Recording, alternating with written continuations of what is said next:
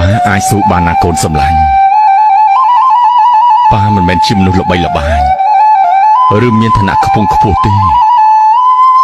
ប៉ុន្តែប៉ាអាចស៊ូបានលះបង់បានអត់ធ្មត់ព្យាយាមបានឲ្យតែកូនប៉ាបានសុខបានល្អមានអនាគតត្រចះត្រចង់ប៉ាបានចំណាយជីវិតដើម្បីសុភមង្គលនៃគ្រួសារ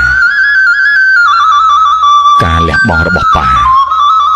គឺជាគន្លងផ្លូវដែលប៉ាធ្វើឲ្យកូនប៉ាអាចដើរទៅរកអនាគតបាន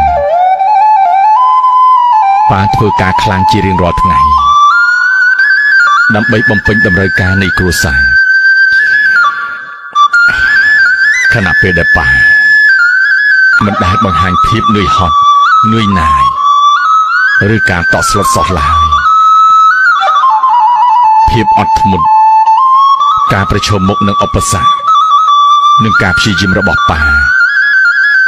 គឺជាសៀវភៅមួយដែលកូនគួររៀនសូត្រពីចំណុចល្អបានជារៀងរាល់ថ្ងៃណាកូនប៉ាបានបង្រៀនកូនអំពីតម្លៃនៃការប្រកាន់ខ្ជាប់លើក្តីស្រមៃការទទួលខុសត្រូវនិងភាពជាអ្នកដឹកនាំទោះបីប៉ាមិនមែនជាវីរៈបុរសប៉ុន្តែប៉ាមានបេះដូងដ៏រឹងមាំ